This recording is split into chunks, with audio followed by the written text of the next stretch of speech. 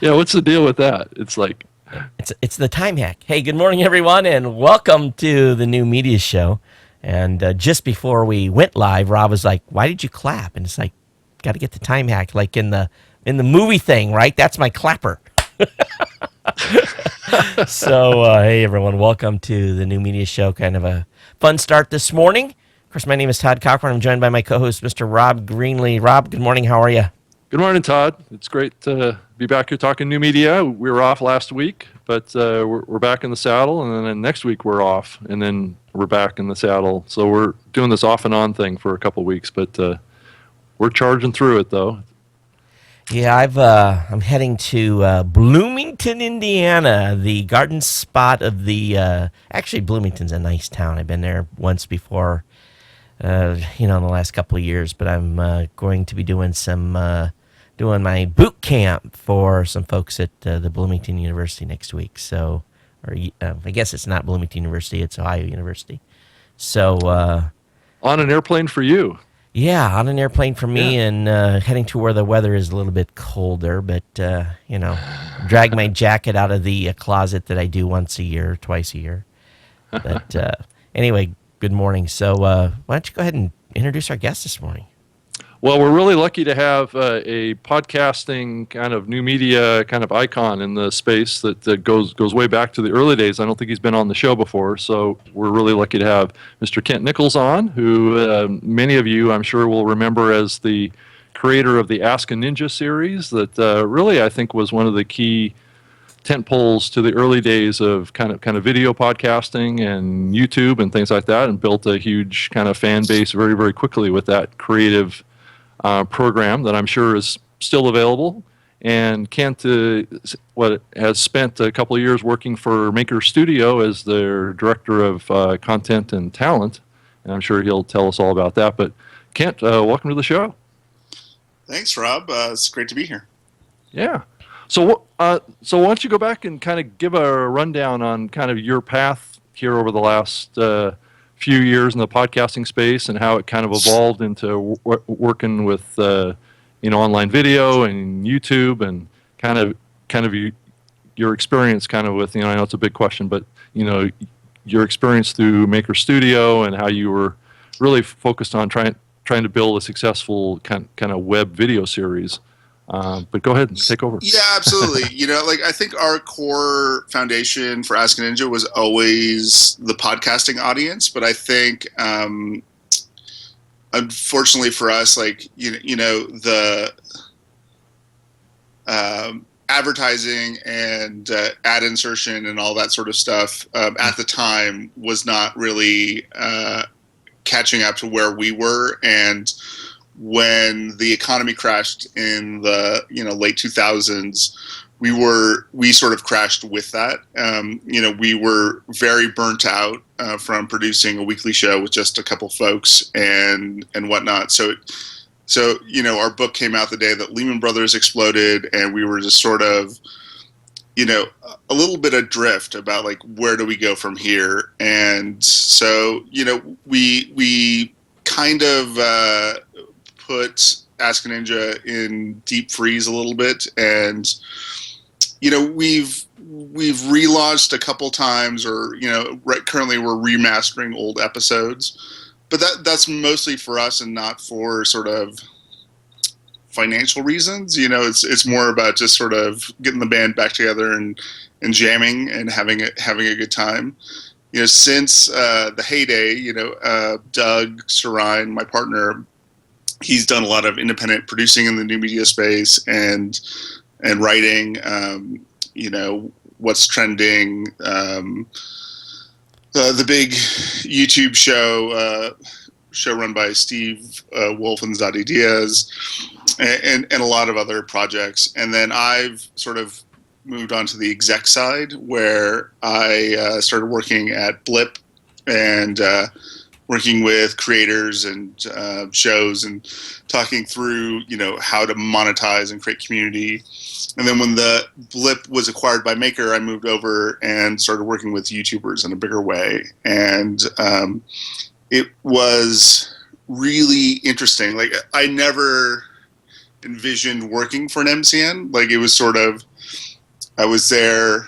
I was there with my eyes open and not like, oh my god, this is amazing, like, you know, but also not like I'm gonna sabotage this. It was just sort of like, okay, great, like, you know, if things look hinky, I'm not gonna stick around for a long time. And when I got there, things were amazing, and you know, the attitudes towards creators and everyone were the complete opposite of what I was anticipating.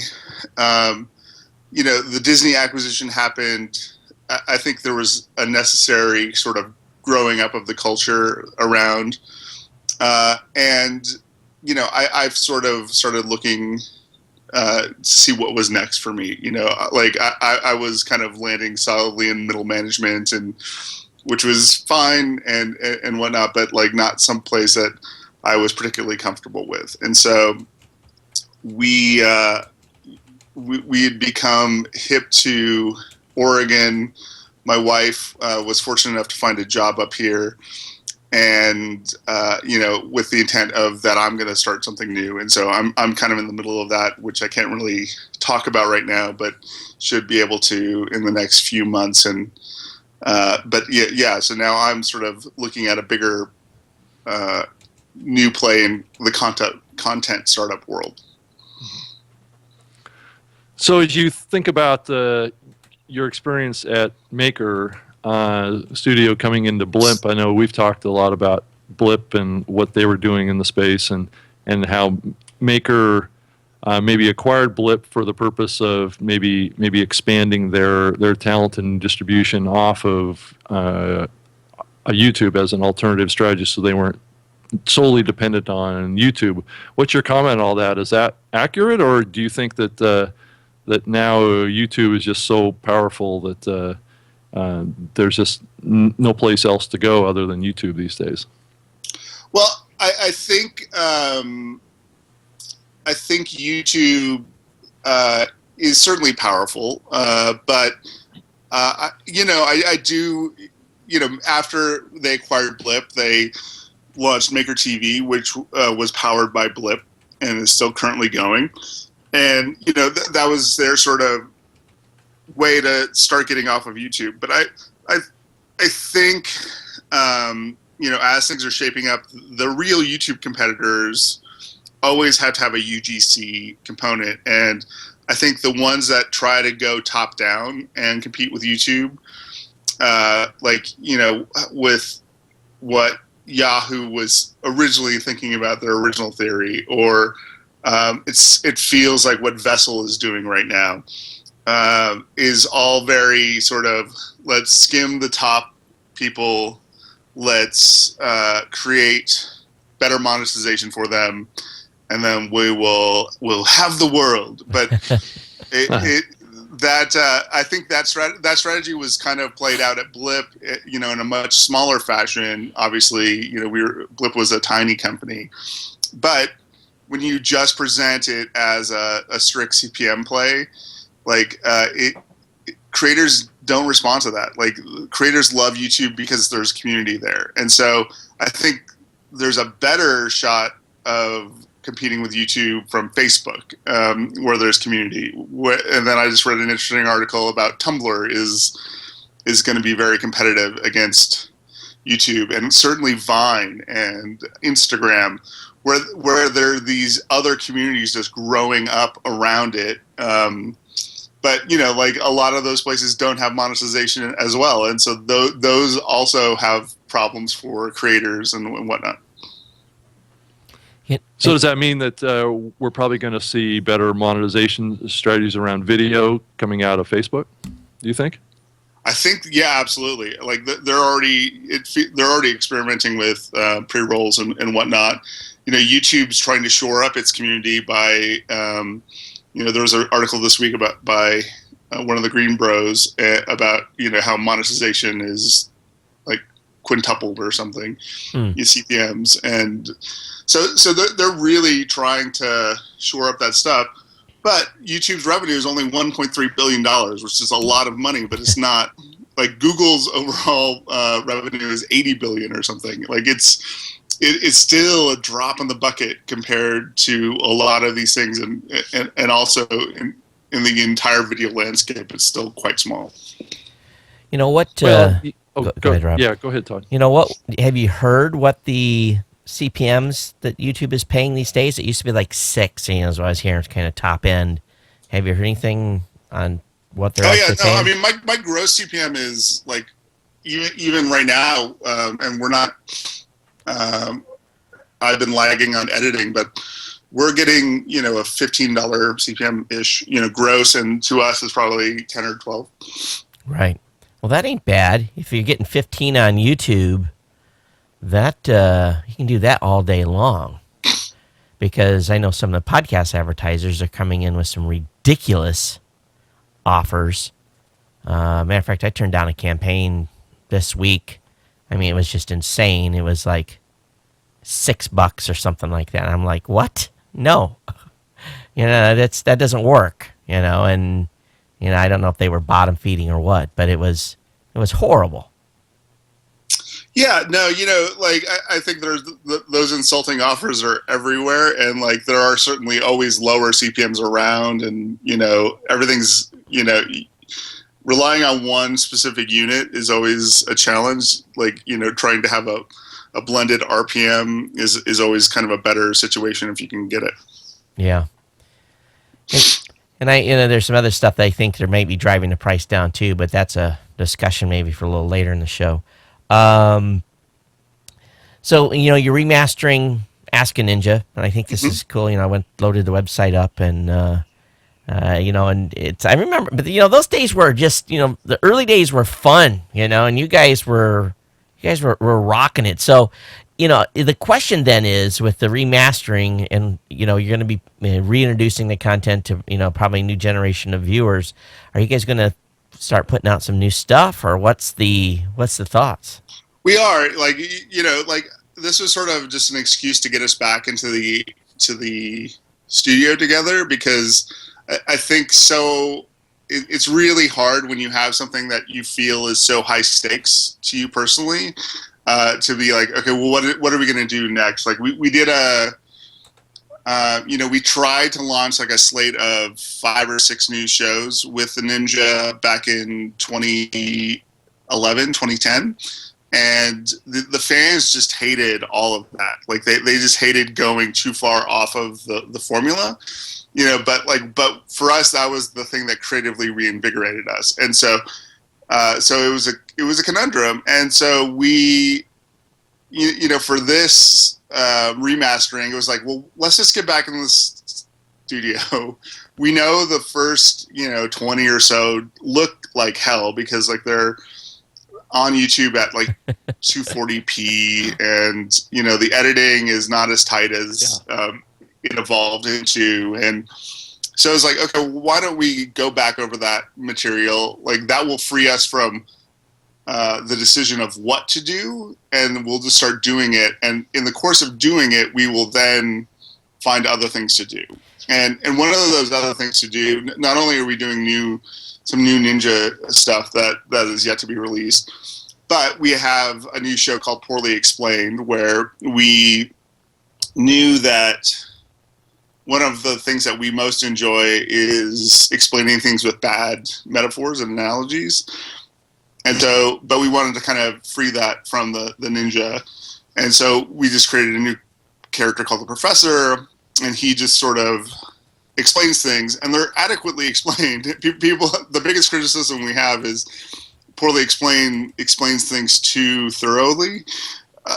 So we explain things, but just using the worst possible metaphors as we can. Like we explain the dark web using the Mall of America in an upcoming episode, which is delightful. Yeah, that sounds great. And it's and being away for a while, I can understand it takes a while to get your mojo back, because even if and this is kind of sound kind of weird, even if I take a couple shows off, like I took vacation, went to Disneyland with the kids this summer, and I think I missed 2 shows. getting back, it was like it took me a couple shows to kind of get back into battle rhythm again. It is weird how you kind of get in that mode, Yeah. and then once you're in that cycle, it's like boom, boom, boom. You're just like this morning. Rob and I were off a week, and I'm like scrambling this morning, saying, this is stupid. I should be ready to go, and I wasn't. Yeah, well, I think that's the bigger question that we have as an industry. That there are. I can count one producer that predates us that is still going strong and doing amazing, and that would be Rooster Teeth, Red versus Blue. Oh yeah. Most people from my generation, are complete on or like way burnt out or doing something else. The people right after us, burnt out. It took like maybe, and then the generation after those people, like the Lisa Novas, who did great with the Cash Out and Maker Studios and everything else. I presume, it was the generation after that, like in the 2011 folks that rose to then. Those are the people now that are kind of doing okay, but like they're still not doing great. And I know I've spoken to a lot of them. They're all burnt out. Like they just want to stop doing whatever they're doing, but they know that it's too lucrative to do so. And so, it's an industry that cannibalizes itself in a big way. And I think this, from my perspective, it's I've been at this 10 years. I had my 10-year anniversary show last Thursday. Congrats. And 985 episodes of my show, and I was prepping to do that show, and I really went back. I went back in the blog and kind of like went through month by month, and I'm like, quite frankly, holy shit, we've done a lot of stuff. It was just like, oh my God, what, in that first 2 to 3 years, I said, how did I survive that? And why am I not burnt out? And be honest with you, the fans, number one, and number two, there's revenue coming in. So that helps a great deal. That and no post-production. Right? No post-production. Yeah, no post-production. And I think that's a big part of it. But if I look back at, my good friend Andy McCaskey, who did SDR News, he did a daily show, 6 days a week, and it just about killed him, and that was a great, great, great show, making great money.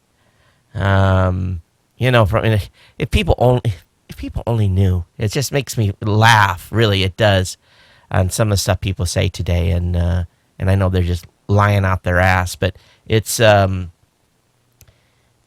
is an interesting time for sure. But what are you referring to? That the money, people knew and they're lying. There's certain people in the space. Oh, I'm making this amount of money per month, and it's astronomical numbers.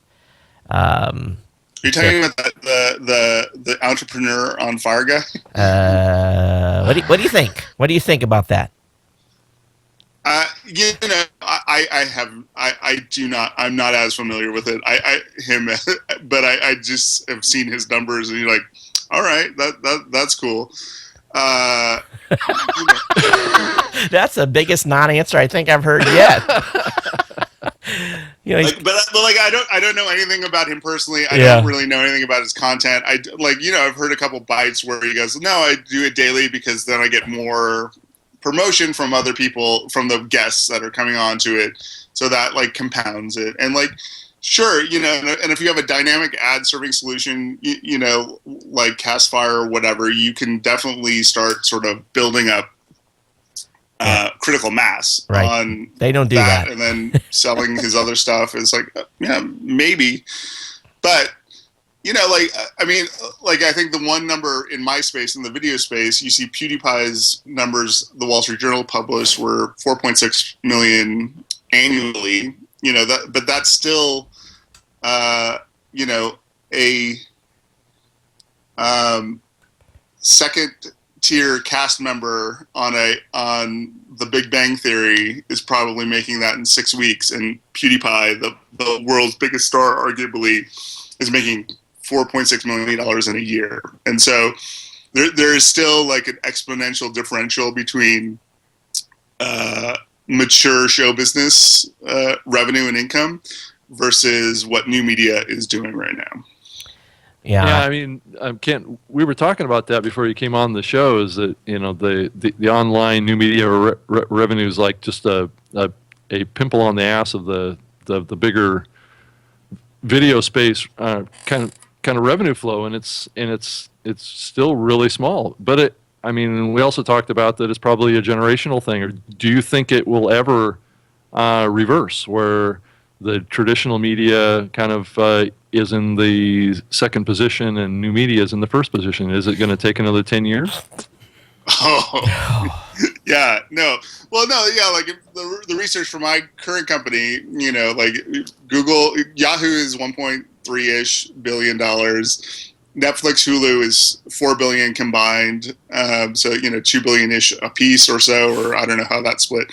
But then broadcasting cable, this is not even radio podcasting. I'm sure radio is big too, but broadcasting cable television is $242 billion a year. And so, you're looking at what new media is essentially 2% of the pie.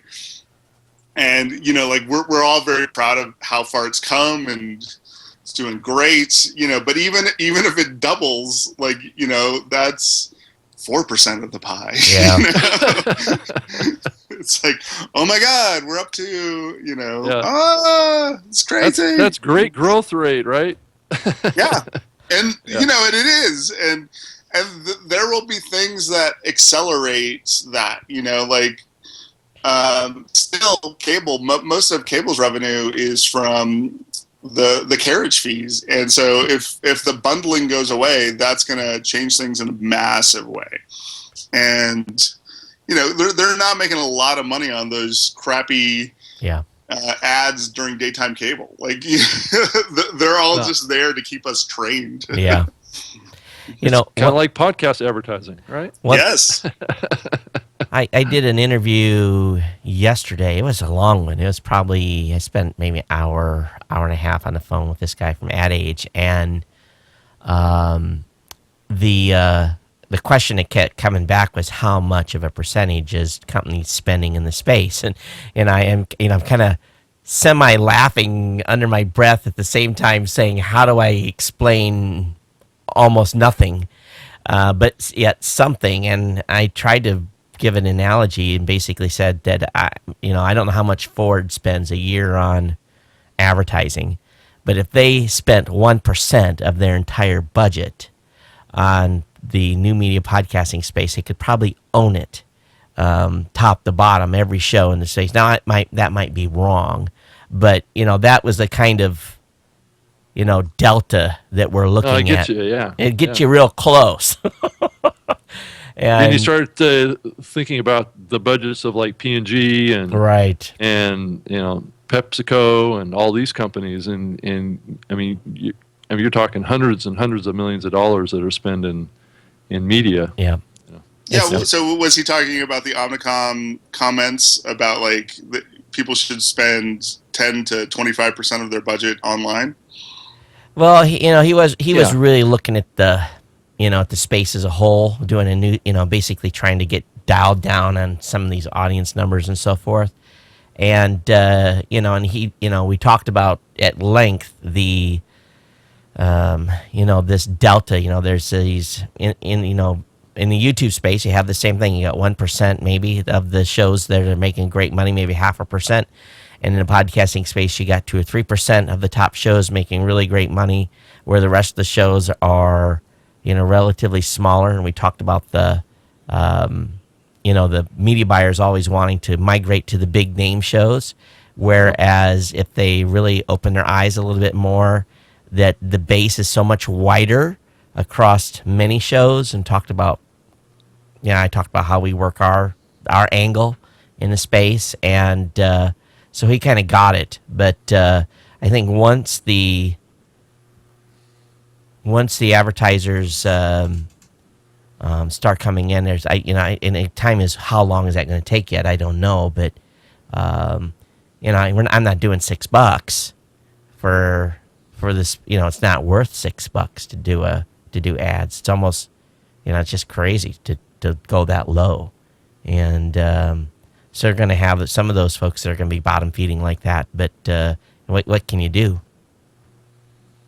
Well, there is a lot of podcasts kind of capacity, that's being unmet right now with advertising. So I think that there is a lot of downward pressure on CPMs because there's a lot of people that want to make some money, not a lot of money in this space. Well, if you can get 15 on YouTube, this content's more engaging than YouTube, and you may disagree, but come on. Well, it's going to vary from content to content. I know. Yeah. I mean, that's a good segue into the next kind of place to go here is around talent. Right. Kent, what's your thought around what's happening around talent in YouTube and kind of the whole online media space right now? Well, I think the ones that are shiny right now are being wooed by many, many people, but I think they're all being, trying to be swayed online. But I think the real threat to YouTube is building up these ecosystems where these folks aren't even on YouTube. Like the Tumblrs, the Viners, things like that. You're seeing people that have huge Vine followings. Suddenly decide to make a YouTube channel and then get 100,000+ subscribers in a week or so. Where they have momentum without YouTube, and they are building up integration deals that are much more valuable than what they could have gotten with YouTube AdSense. And so, I think that's an interesting phenomenon and dangerous for established competitors in the space. And then I think there's also there's so much actual money in TV and cable for video folks that I think once broadcast figures out how those bridges will come together, I think YouTubers will quickly start to be like, oh yeah, I can just do my YouTube thing once a week, or make that a vlog from the set, or whatever, when they start getting actual paychecks from big media. And those are big paychecks. So it's dwarfs the amount of money that they can make otherwise. It's pretty incredible, that delta. Oh yeah, no, there was just a list of like what is everyone paid in Hollywood, and I would reckon that on the list it had gaffers at $80,000 a year or something. I would say most Hollywood gaffers probably make more money than most people in new media. That begs a question then with unbundling. A lot of those channels that are in existence today only survive because of the bundling. So what's going to happen to Hollywood? Is that going to decimate the salary base there as well with the unbundling?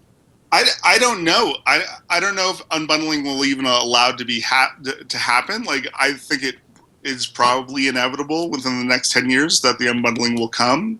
My former boss, the CEO of Blip, Kelly Day, talks about the channels that will die because of unbundling are long tail channels, or broadband channels, essentially, that they should already be on broadband and people should just be subscribing to the golf channel because they love golf, and not being, not forcing an entire population base to pay 50 cents a subscriber for that. Right. Well, I think that, Ken, it's a really interesting point, because you start thinking about, these niche or niche cable channels, right? And what's the analogy to on-demand and podcasting, right?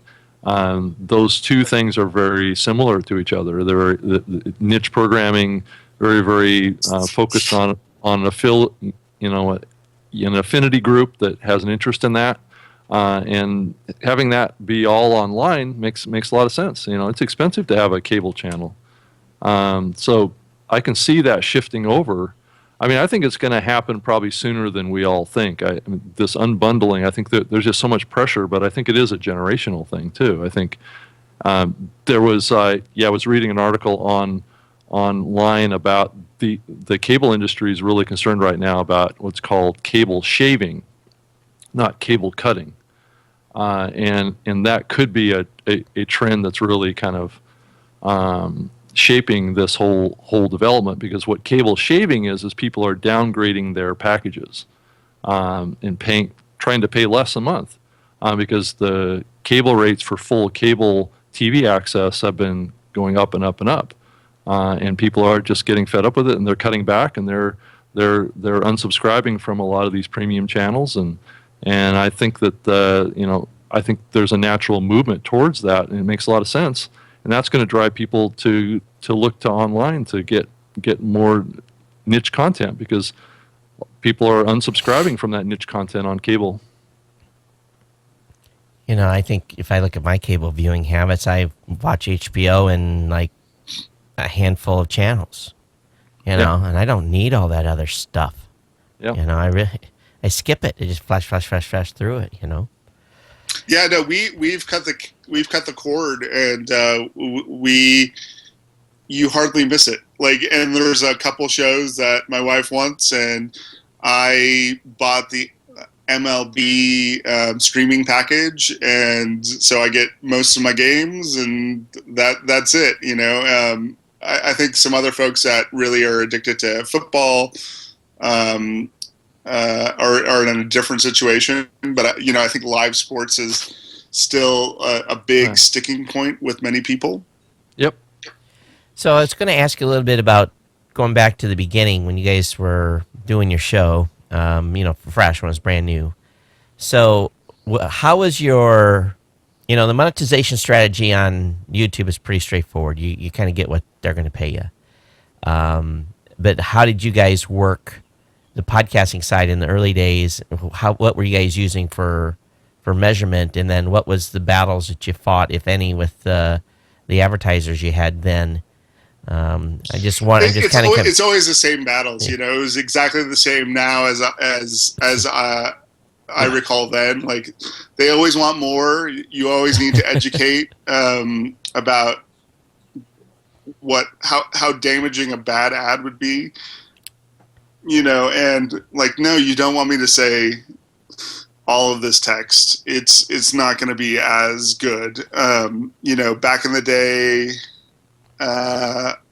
we would have to, every ad campaign was individually sold for us by PodTrack or Federated Media. And, it was a struggle. And,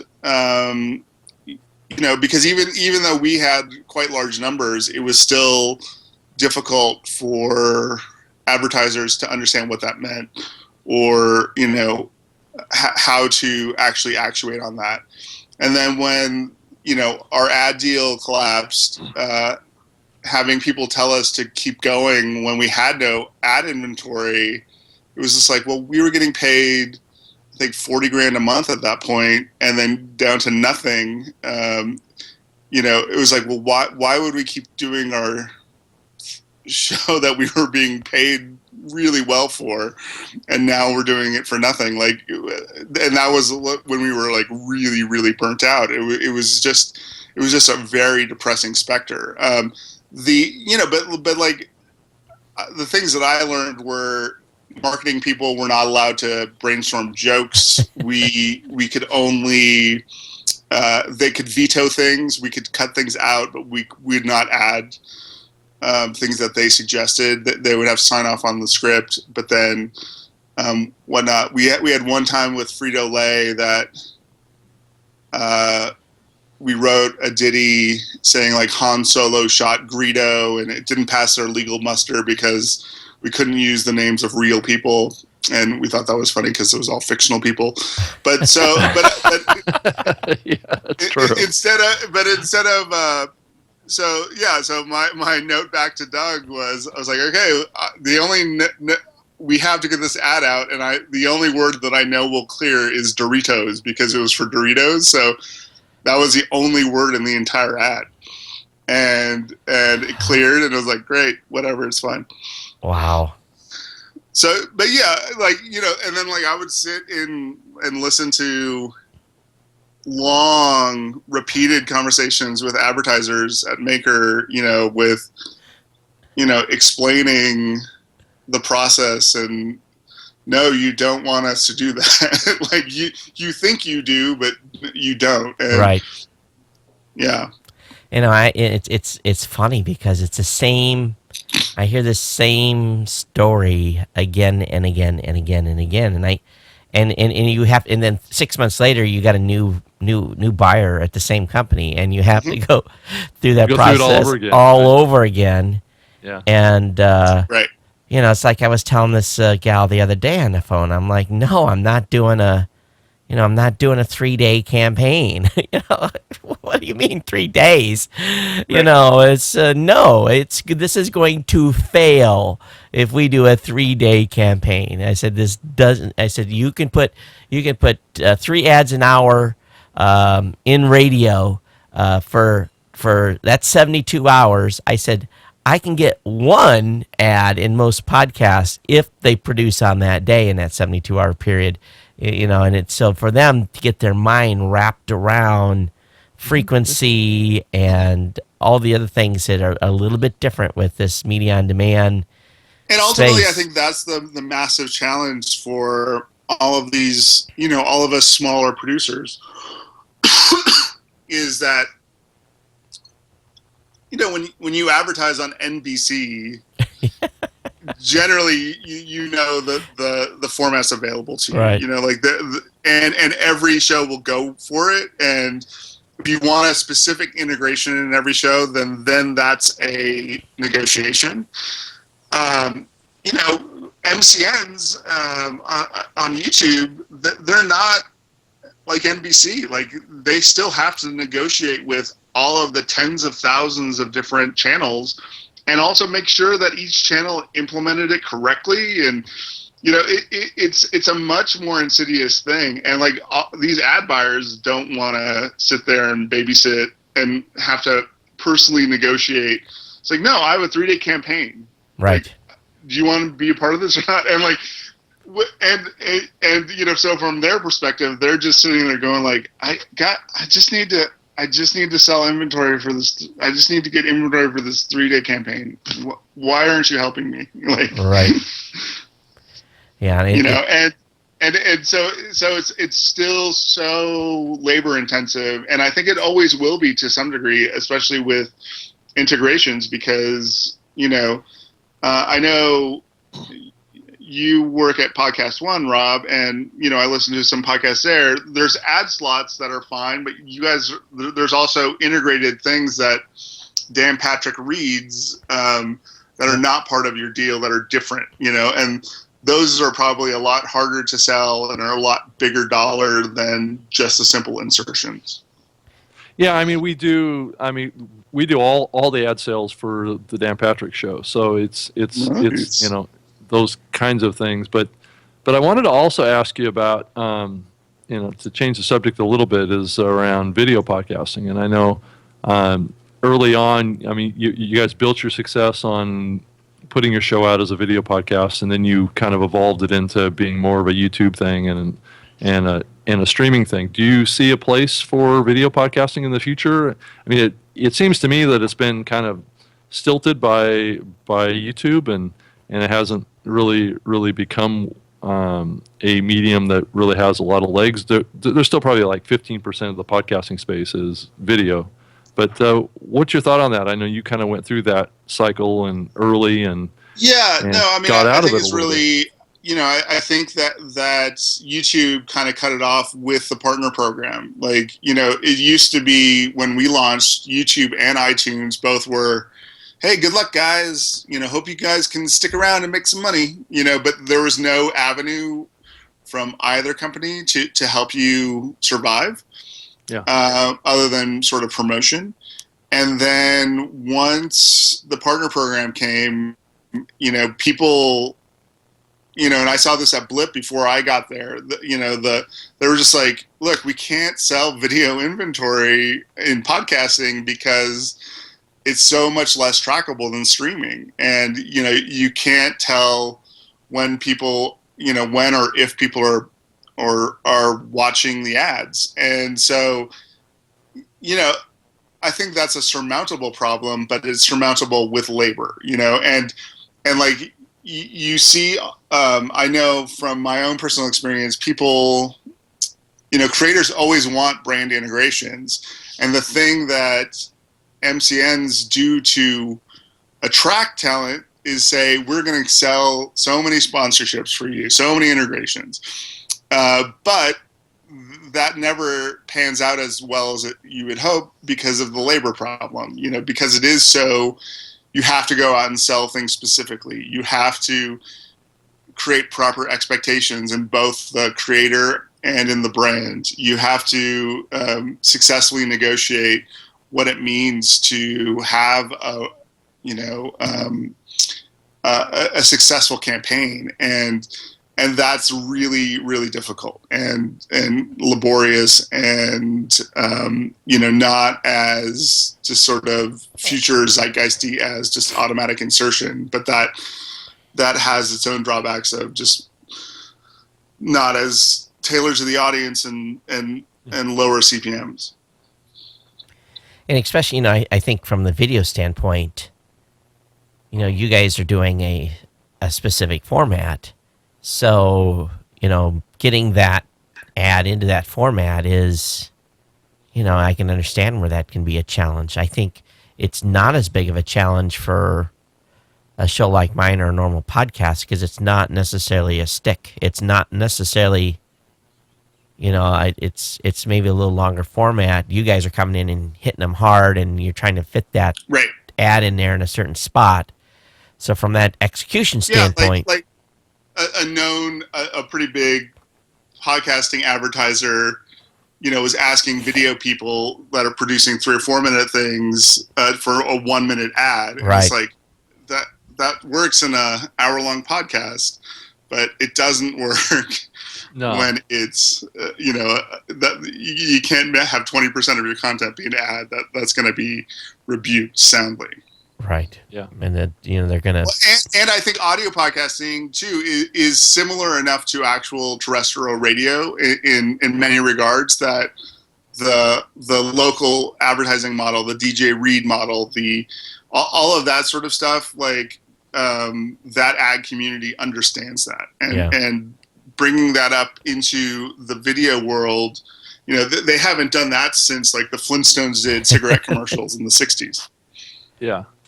Well, there are successful examples of, brand and advertising, in video podcasts. I mean, just look at what Leo Laporte's doing and Revision 3 and those folks for many, many years. So I think that there is a model for it. It's just those companies have had to become multi-platform. They can just rely on video podcasting. And over time, I think even Leo, to some extent, I believe, is still very, very dependent on the video podcasting distribution side. And I don't believe that he's as dependent on a place like YouTube for his distribution. But you're right. There aren't a lot of examples of a successful video podcast monetization out there because, there's the bandwidth cost too, and you haven't really talked about that as a factor. We were always very fortunate. Yeah. Companies were fans of us and always sort of just gave us bandwidth. So, I am in no position to critique, judge anything about bandwidth because we were always very lucky in that regard. Yeah, and I don't think there's as much of that goodwill. Some folks may still be getting it, but I don't think there's as much goodwill on bandwidth these days as there was. And so consider yourself fortunate because, it's even at bulk, the pricing is tough to, you think, okay, so let's just think about this show when we get done, it'll be It'll be a gig when it goes up online, and so that it cost me so many cents to deliver this show to each person. So you know, if you do that by, you know, take a 1,000 and you multiply that, let's say just by a cent, you know, it's still, you know, it's big money to, you know, you have to have a pretty good advertiser to overcome just the cost to deliver it. Yeah, no, absolutely. And that's why you, Yeah, no, you know, and I think that, you know, that's where places like Vimeo and YouTube and, you know, where it was just like streaming and bandwidth was not an issue for folks. It was just like, all right, we're just going to go there, you know, because, you know, an audio podcast today maybe 30 megabytes, you know. Yeah. And video, the smallest video ones are going to, you know, even a few minutes is going to be in the hundreds of megabytes. Yeah. Though I think that there's a lot of pressure even in the audio podcasting space to up the audio quality. I think there's more and more shows that are being put out at 128K, which is quite a bit more than I think what the past used to be, where most people were at like 64 and things like that. So I think that the game is kind of getting up to, you know, a little bit over time here. But the whole kind of video space is interesting because there have been places where people could distribute this stuff and not necessarily pay bandwidth costs. I mean, even like a Libsyn or whatever, those kind of places, you know, you pay based on storage and not bandwidth per se. But it's interesting how that whole space, and I think as you think about YouTube and how easy that the YouTube folks made it to publish online too, is a factor too, even more than maybe even the bandwidth part, which could probably be figured out somehow. But I just think the ease of publish really attracted a different kind of content creator than typically would come into the podcasting space. Yeah, absolutely. Yeah. Well, I think it's exciting that you guys are getting back in the game. Yeah, I do too. And be curious to see how your demographic changes too. It's, you know, it's been, gosh, God, you guys were at the very beginning too, right? You were 2004, 2005, or what was your guys' start time?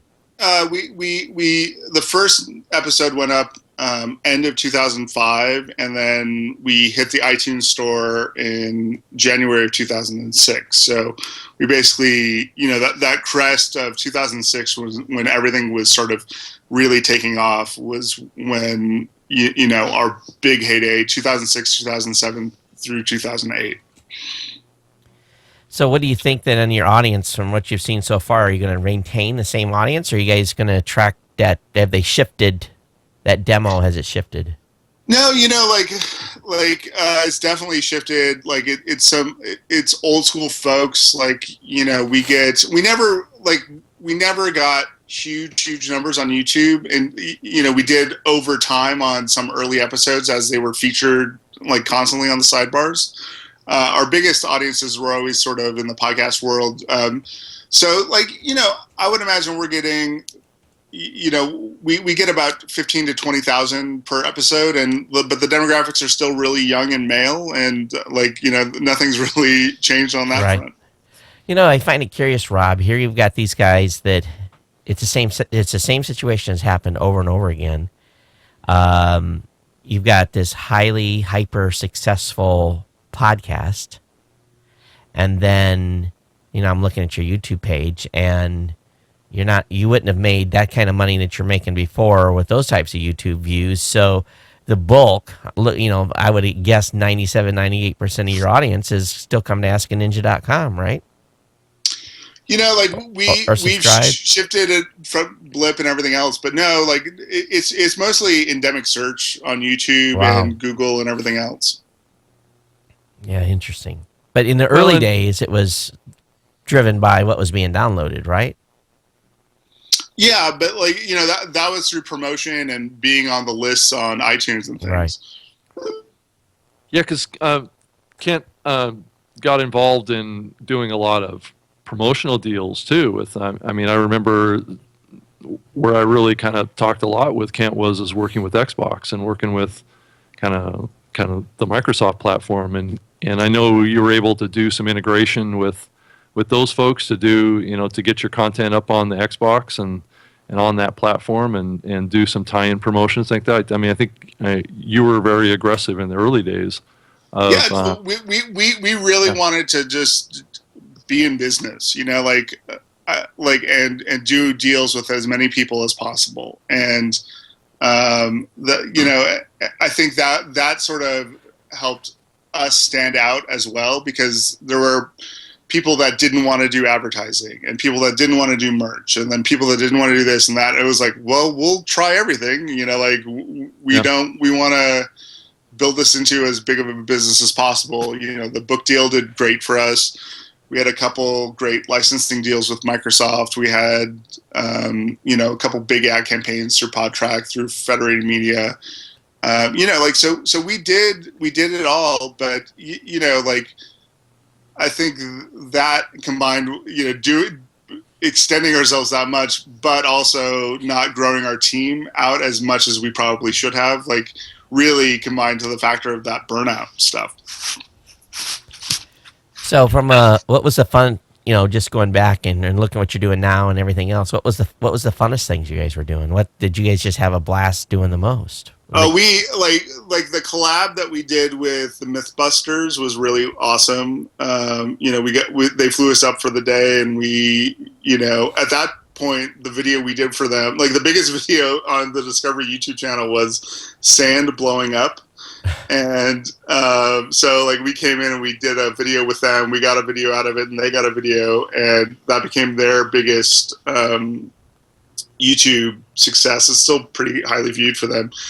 And so that was great. That was really fun. And, and then just the first DVD party was crazy. The big Ninja Day celebration that we had in 2008, probably 2008. That was really amazing too, selling out a theater and having Patton Oswalt and Chris Hardwick open for us, and then doing a live Ask a Ninja there, and then, just all the people that you meet too along the way. I think we were also very conscious that this was ephemeral and to enjoy the ride while it was going on. Yeah. Well, let's talk a little bit about the production of Ask a Ninja too. I mean, it's I've talked to you about it in the past too, and I know Doug was very, he's a very creative guy. He's very talented, but you were really the writer for that whole thing. That's correct, right? That's unfair to say. Okay. The process generally is Doug brings in the first draft. We rework it together and talk it through. And then I have the back end of it and complete creative control over the edit. And so sometimes I'll know if he's fighting too hard, but I think it's not going to work. I will just stop fighting. So, cause I know I'll win in the end. But in general, he's the ninja though, right? Yeah.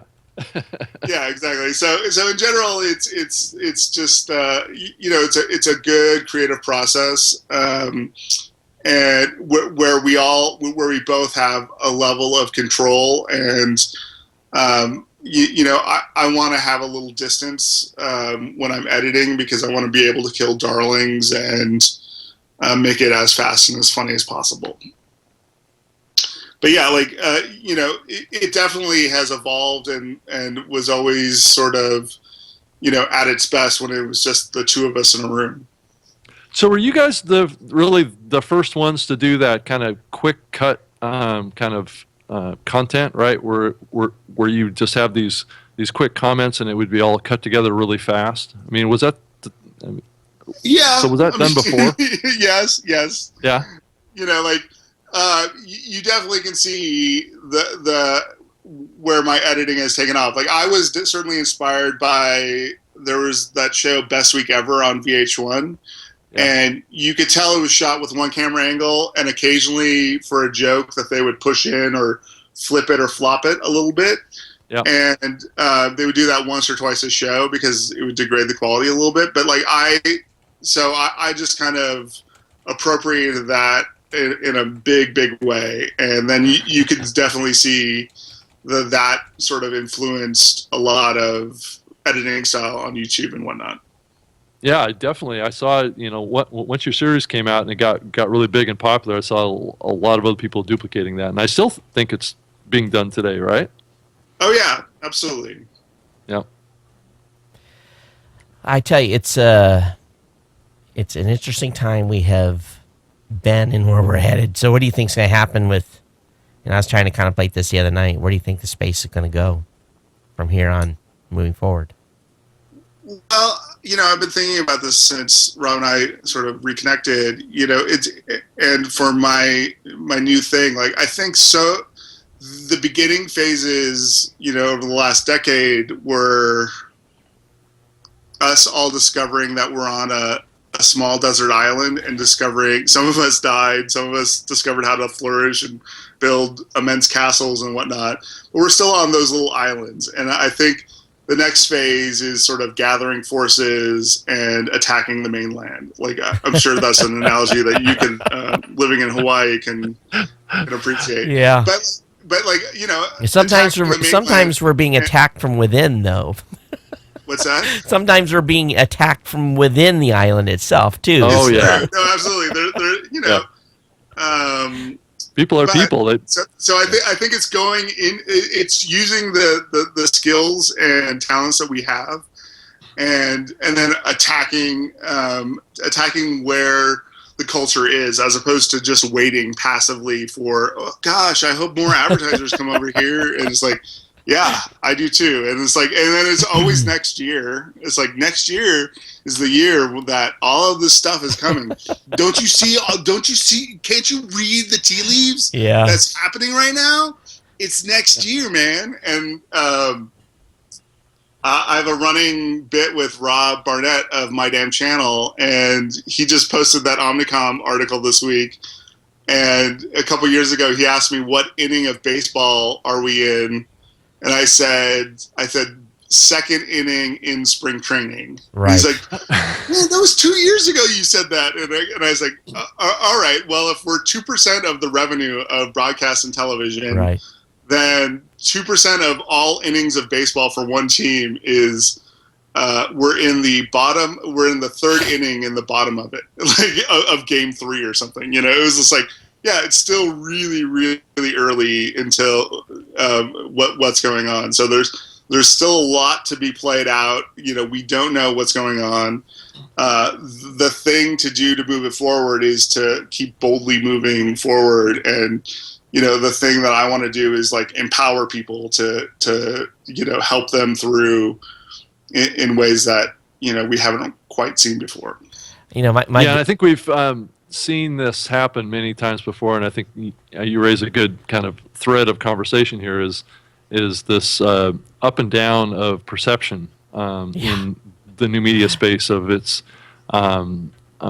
revenue opportunities and its business benefits and its growth. And, just look at what's happened to podcasting. It's been a roller coaster ride, right? Here in the last, the Washington Post proclaims that podcasting has arrived. It's now profitable, and now it's a renaissance and all this kind of stuff. And it's like, for all of us, this has been a slow, steady journey upwards. Right. But the perceptions are it's this hype and bust cycle that we see happen over and over again. Well, for me, like I've been talking about it for years, we need the sex, lies, and videotape moment in video content where the Sundance Film Festival had been around for 10 or 15 years before Sex, Lies, and Videotape, but after that massive sale in '89 with Steven Soderbergh's film, that's when people were like, oh, I can do this. There's a business, there's a way forward, and the buyers were like, oh, if we just buy an interesting thing here, here's a way forward. Like, there's still, there's not a crystallizing overall business moment yet. I don't feel, and like that's coming soon. I think what's, for me, my thought process has been is that the generation that is now fully connected to their mobile device, as they get older, which takes time, and that's going to help us. Number two, those folks that were in agencies 10 years ago who were really brought up on YouTube, for a better word, that are now going to start moving into management positions soon and start affecting over directions of agencies. We'll see some change. But until the upper echelon of the agencies change, the top management folks who drive all the business, I think those two pieces are going to help us a lot. But again, tick-tock, tick-tock, tick-tock, it's something that doesn't happen fast. So maybe you're right. Maybe we need some defining moment. Wonder what we can do to make that happen. Some sex tape or something. Something, yeah. So, I mean, if you think about the key players in the media space today, the cable networks, the big studios. I mean, are those guys? If it seems like those guys are going to maintain their relative dominance even through this cycle, but how do you think that's going to shape up? I mean, is it really just a matter of those big studios and the cable networks and the Comcasts of the world really getting their act together around really doing a much better job with online distribution, and that's their savior? Or do you think that there's going to be a whole new crop of distribution platforms, like what we've seen with YouTube? But we've also said that YouTube is still just a pimple in the broader market. I think the platforms will always be controlled by it. The real question for me is, will the content be controlled by those folks? And by and large, the big budget, huge things will be. But I think there's a tremendous opportunity to, if you look at shows like Fred and like Annoying Orange and some others where they don't sell their shows to cable, they license them. And so I think it's really a return to platforms and channels licensing interesting content from bands of creators that know how to create engaging content in this new reality. And so I think that's the thing that's going to be interesting and different. And the next generation, the MCNs are in a good position to sort of become that sort of place where they don't quite own the content but are exploiting it, or in ways that old media doesn't quite understand. I still think that the MCNs are overly focused on YouTube AdSense as their bread and butter. I think that's their reality, even though many talk big games about oh yeah, we're going to do this and that and off platform and this. But if you look at their books, it's still really what it is just YouTube revenues off of, creators. And so, the bigger thing is, I think people are going to start realizing is these shows are like software. What will be the next killer app for cable? It will be some amazing show. I think the new killer app right now is that Transparent show on Amazon. Amazon has their first real hit with that show, and it's great and weird and gritty and something that you would never see on television. And it's encouraging people like that, shows like that, to really start going out there and taking over, and then doing a true multi-platform attack once you have a success like that, with books and games and everything else. What's to stop those big studios and those big cable networks with all the money that they have from just going in and acquiring all these new media startup companies and just integrating that in and maintaining their current position in the market? I mean, is there? What's your thought? I don't think there is anything stopping them. I think, but right now they're only trying to acquire big players. They view Maker and they view full screen as scale acquisitions. Like I think the thing that scares all of these companies, advertising companies, brands, and media companies alike, is like they don't know where to start. Like, what mid-sized YouTube channel should I buy right now? Right. And it's like I don't know. There's no clear winner in buying a 1 million subscriber channel unless you're something like Awesomeness TV, where you also have an MCN of 150,000 channels of streaming tweens. It's a big audience too. Yeah. Yeah. And a lot of it goes again right back to scale. Mm-hmm. And size does matter in this. Yeah. It does. But no, it's true, and so that's why like I think short form and narrative form on YouTube, you're never going to get the size and scale that's going to be required to pay back itself. You're always going to need either a Patreon component or a Kickstarter component, or a platform that is not so derived on playing pre-roll ads. Which usually suck. Yeah. And annoy at the same time.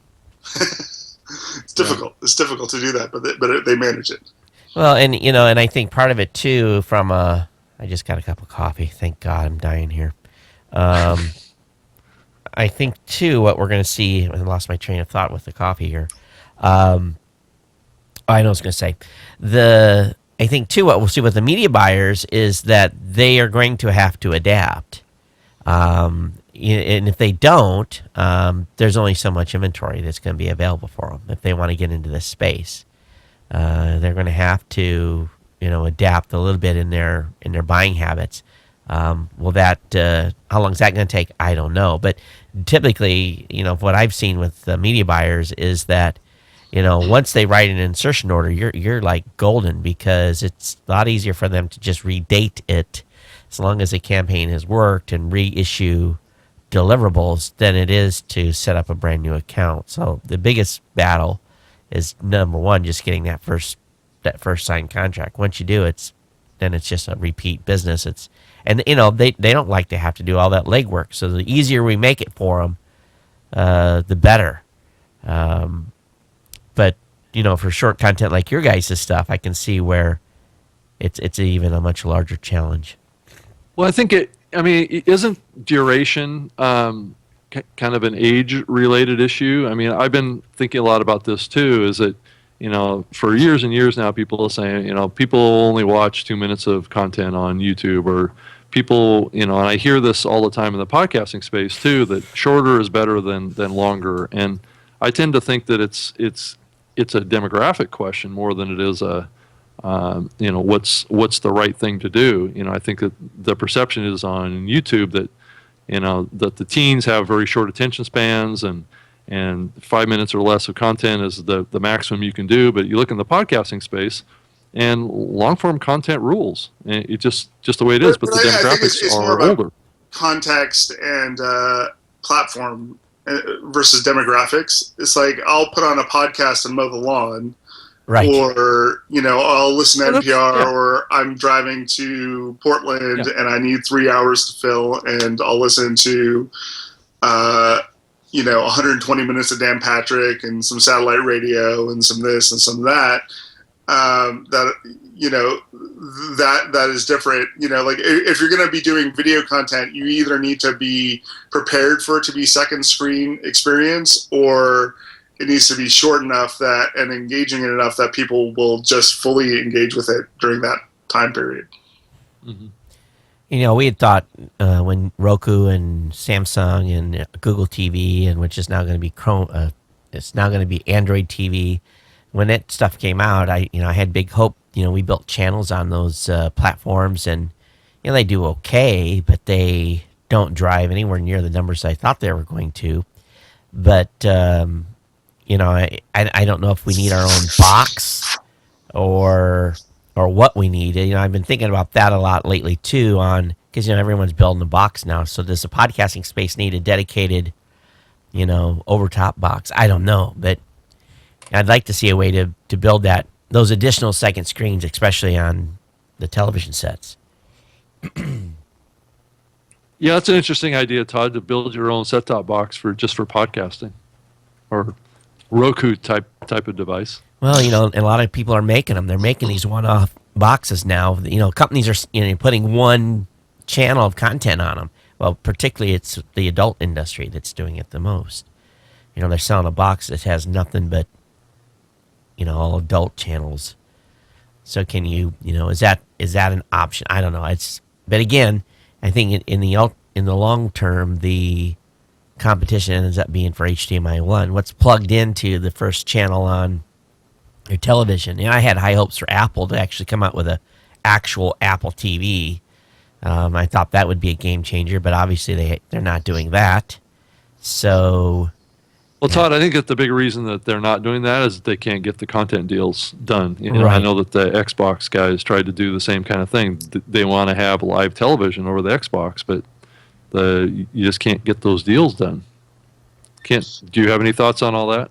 Yeah, well, I think it is just sort of one of those things where, when you look at the revenue numbers again, like they've seen what happened to the music industry. Yeah. And so they're much cagier now to turn over the keys, and as they should be, and so I think that's where I've become less of a revolutionary and more of a and more of a mole working from the inside, or at least that's my approach, where it's just like, okay, great, yeah, absolutely.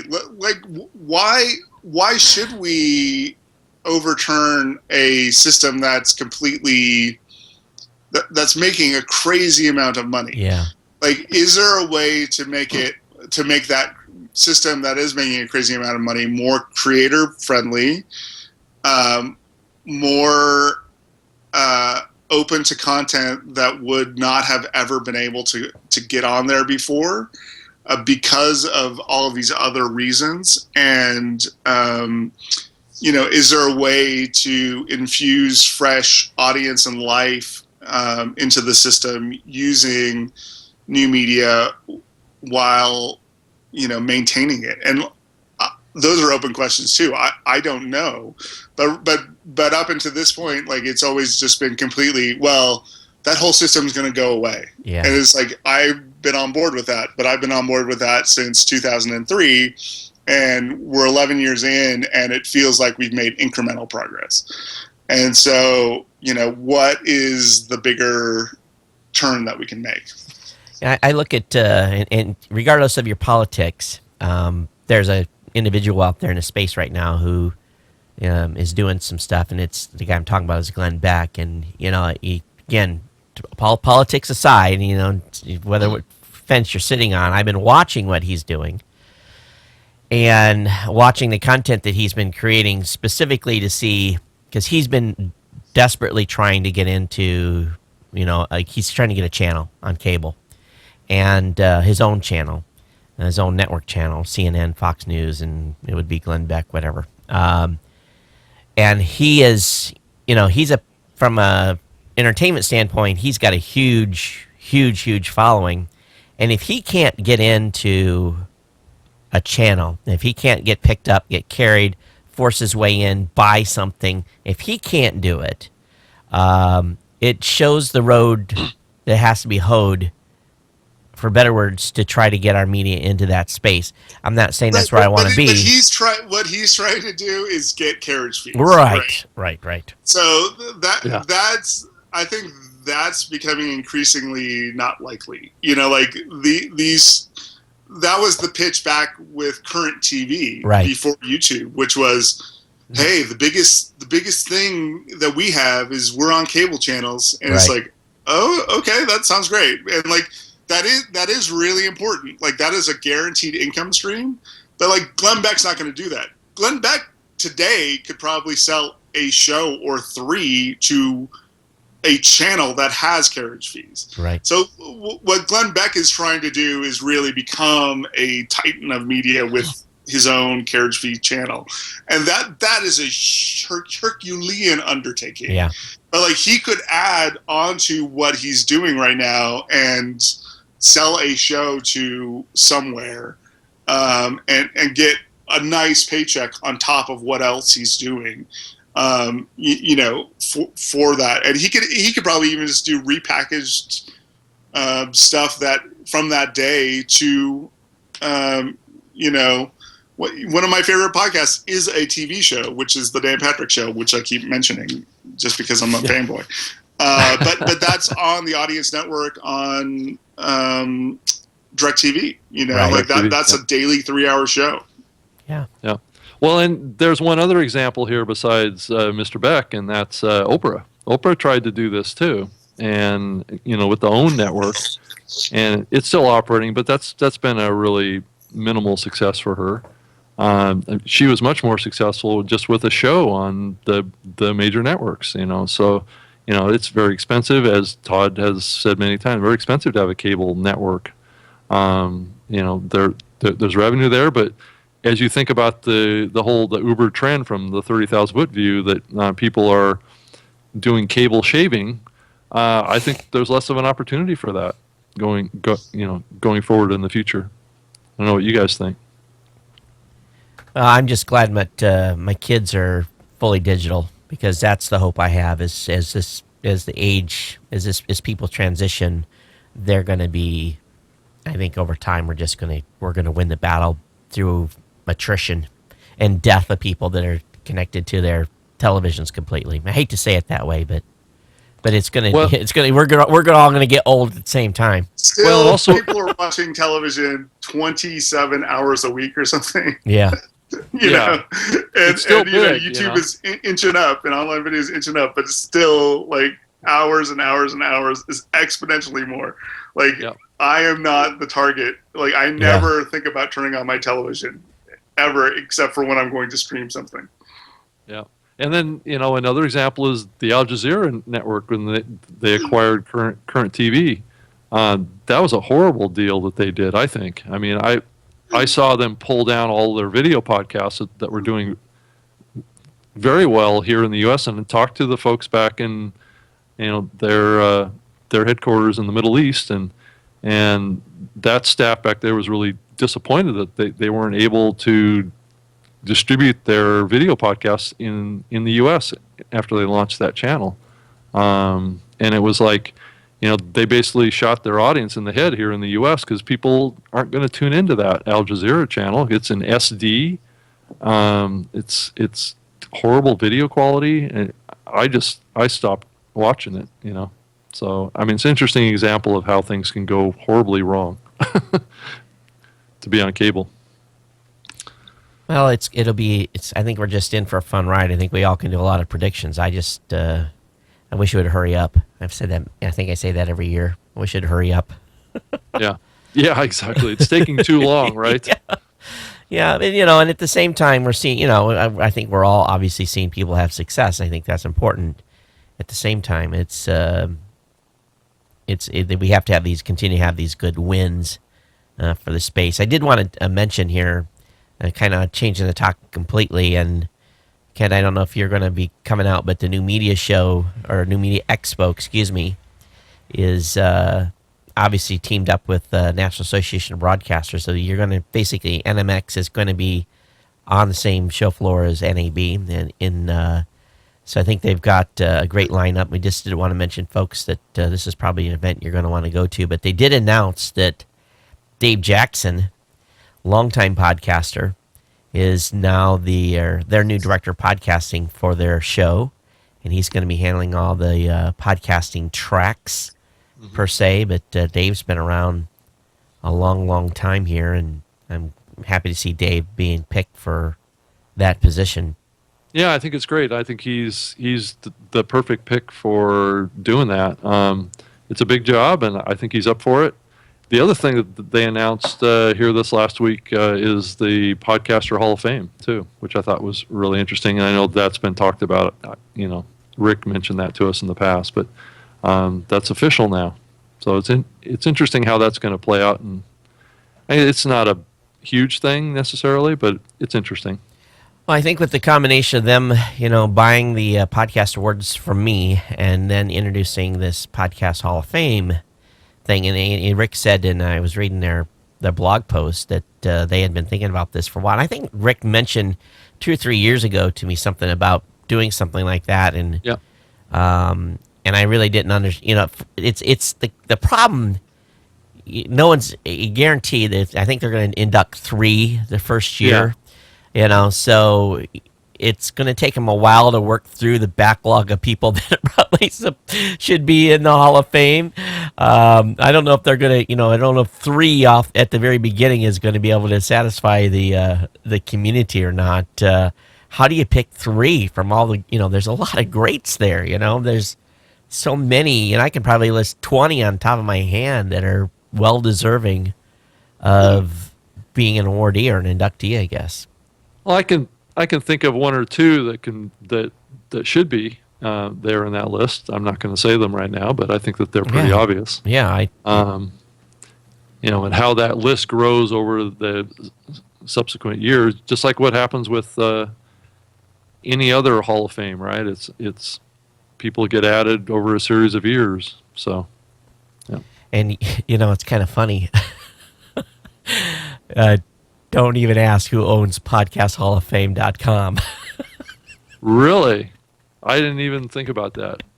Who owns it? I'm on the board of the IWTV, and I think we should have some news around the New Media Expo and NAB as well. It's coming up, but I can't fully talk about it. All right, let me just type in podcasthalloffame.com and click enter on your browsers. What comes up, Todd? Come on. Let me show you the site that comes up.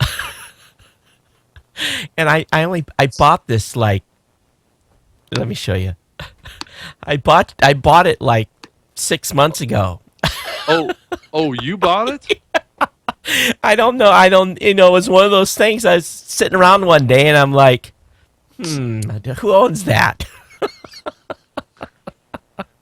Yeah. So one of those spare moments when you had nothing to do, right? Well, I'm a domain collector, and so I'm in the shower or something. I'm thinking, and you get out of the towel dripping wet, and you run to the computer and you go to GoDaddy and say, does somebody own that? You're like, no, I'm going to buy it. So it's one of I have 200 plus podcast related domains. So if anybody needs a domain name, I have plenty for sale. So, but I don't know, when I registered that a while ago. It hasn't been too long. It's been maybe in the last 6 months or so. But does Rick know that you have that? I'm sure he does. But it's a little embarrassing actually. But it's what can I do? I didn't know that they ultimately were going to buy podcast awards, and I didn't know ultimately that they wanted to do a Hall of Fame, so it's just kind of a weirdo type of coincidence. But so anyway, it's Rick's probably listening and saying crap. But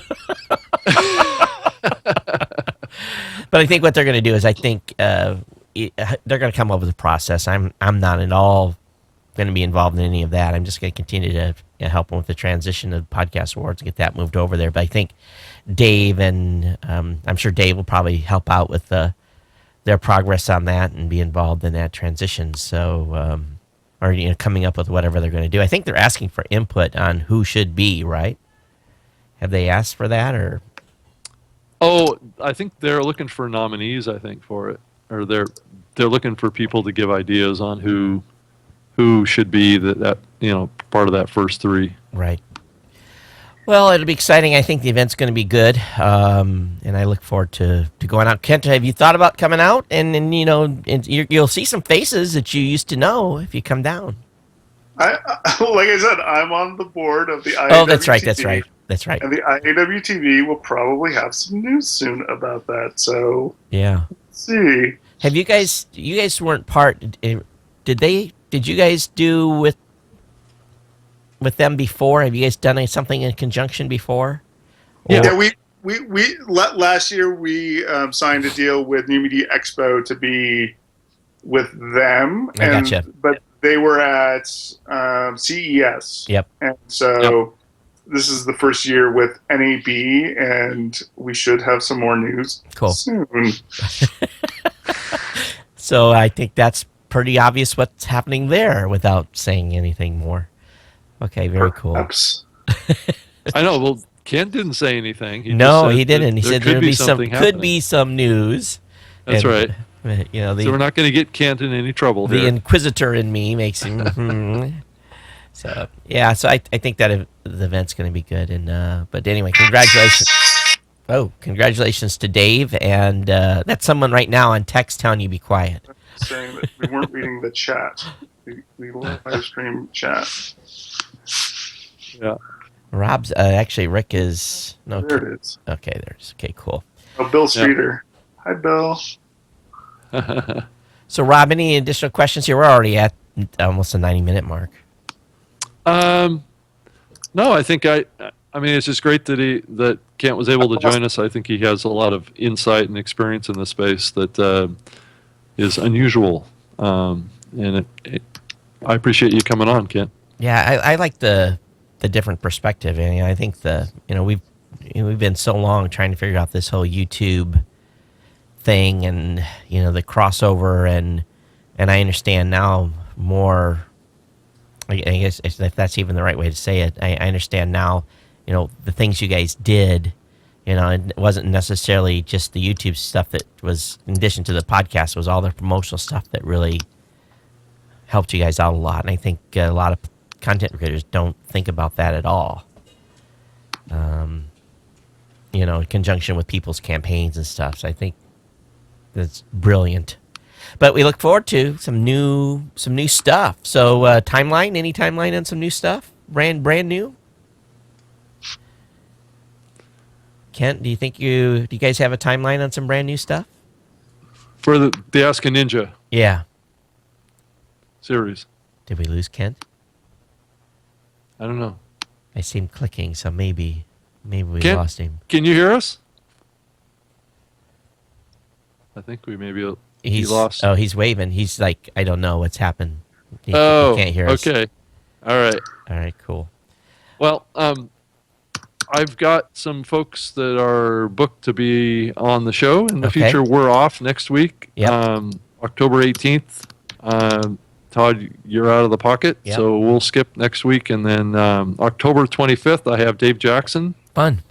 Set to come on to talk about his new gig, a run on the podcasting track at New Media Expo.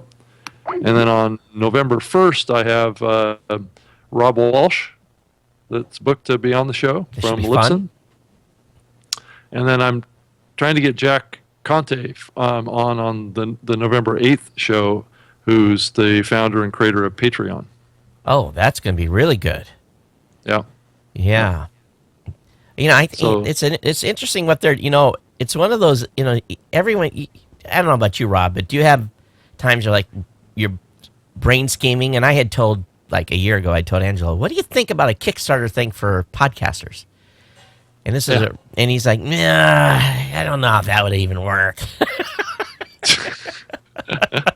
I said, and I'm like, that'd be kind of cool. Well, we don't have time, and then Patreon came out. I'm like, darn, I missed on that one.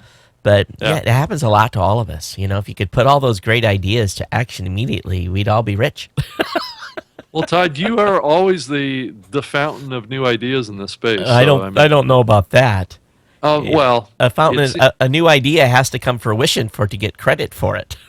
I know, but I'll just put it this way: you have a disproportionate amount of ideas that come to fruition. So, I don't know. You think back on the first book written for podcasting. Yeah. The podcast awards, right? So, and then the PowerPress plugin. Your list of credits is getting pretty long there, sir. And I'll be honest. Plus, now you own the podcast Hall of Fame domain name too. So it's like, I have to. It's never going to stop. It's crazy. Hey, one thing that is, I need to credit where credit's due. Angelo is a big driver And he was probably the primary force behind the PowerPress. I don't know if that came from me at all. So I got to give credit where credit's due. Angelo was the one that probably twisted our arm, so he's probably he should be given credit for that. Honestly, that plugin's creation was born from frustration. Yeah. And we were using PodPress, and that it wasn't being updated. No, and I think we had the discussion like, can we do, because we had actually asked to fork. We were going to submit stuff and actually have them. We didn't want to deal with it at the time. We just wanted to get code so that we could integrate with our API, and I never got any response from it. And I think we, I have to go back and look at the email chain on that. But I think as a group, we just basically said, well, let's do our own, and 6 is coming. So hopefully we'll be in beta 2 early next week, and maybe end of next week we'll be able to release. We've been dealing with some other stuff coming. It's been going on for the past couple of days, and but just like anything else, you're always putting fires out. And how's your fires? You've been putting any fires out this past week, Rob? Oh, I'm always putting out fires. I mean, tech always breaks. Yeah. So you have to know how to turn the knobs to get it just right so it starts working again. And then I'd say that the big news here over the last couple of weeks, we launched a couple of new shows on Podcast One. We launched the Rich Eisen Show, which is an NFL show. Yeah. That was also through the DirecTV folks. So that got kicked off this past week. And then last week we launched a new show with Mr. Larry King. Oh. So he's now doing a weekly show with us that includes his wife, Sean. I think he was one of the early guys that helped podcasting a lot, because he used to always tell people on his CNN show to go get his podcast. That's right. And Larry is very much involved in the new media space, though I think he gets a lot of help from people that are probably a little more knowledgeable about it. But he definitely is forward thinking as far as what he gets involved in. He's doing a TV show on the Aura TV network, which was financed by Mr. Carlos Slim, who's the big billionaire out of Mexico. Right. So it's an interesting kind of convergence of big media and new media, and kind of doing things new and different now. And it does feel like, and we've talked about this, it does feel like a different time for podcasting now, though. I mean, it's clearly coming into its own. I haven't had as many interviews. I had an interview with Chicago Tribune, had an interview with this guy a couple days ago. I've had a lot of interview requests coming in, and haven't seen that many in a long time. So any press is good press. And matter of fact, some of the press I've been reading, it just makes me like, they should talk to some additional people, because they're getting the facts wrong. There's some PR spin going on that is someone's PR agency's working overtime, and they definitely are trying to tell a certain story, and I'm just a little bit irritating, but especially when it's not right or a little bit skewed. Yeah. So. No, or just entirely factually inaccurate. Right. That's the other thing that I've seen a lot, because I mean, a lot of these journalists don't do a lot of background, don't really understand the medium, and don't talk to the right people that actually know the answers to these detailed questions. So, because those people weren't around, how would they know? And it's just I look back at like I said at the beginning of the show, I look back at the 10 years of stuff, and it's like, holy cow! I talked for an hour. Just on the history. I don't know if you listened to the show or not, Rob. You ought to. I heard part of it. I wasn't able to hear the whole thing. But a lot of it is was part of my talking about the audience as well, and the importance and the relationship and everything. Well, and you're 10 years of doing your show, right? Or 9 years, 10 years, 10 years. Yeah. So it's hard just. And I think about. I just look back. The first 2 years, really kind of hit me in the face. Really was looking at 2 years of history from the start and the first 2 years of stuff. Yeah. And I'm like, how do we get all that done? how did we get? It just made me tired reading it. Yeah. Thank goodness it's done. I don't have to do it again. Yeah. Oh, well, it just doesn't stop. It's, it could have, I could have done, I could have done an hour on every 2 hour period. It was because there was, and that's what it kind of looks like. It looks 2 years, 2 years, 2 years, and it was fun. So there's some history lessons in there for anyone that want to listen to that particular episode. I'll link it up in the show notes sheet. And it's a lot of. There's some philosophy in it, I guess, for a better word, too. So, Okay, well, we get off in here, and thanks, everybody, for hanging out with us. So sorry we won't be with you next week, but with Dave Jackson on the next show, and should be a lot of fun. October 25th, yeah. October 25th, back with you here live at 9 a.m. Pacific, 12 noon Eastern at newmediashow.com/live. Come over to newmediashow.com. If you want to email Rob or I, it's Todd or Rob at newmediashow.com. Rob? And I'm on Twitter, too, at Rob Greenlee. Yep. So and there too. If I put my little lower third up, I'm at that was dumb, at Geek News as well. So, okay, we'll see everyone next time. Take care. Thanks for being here. And aloha here from Hawaii. See you later. Bye.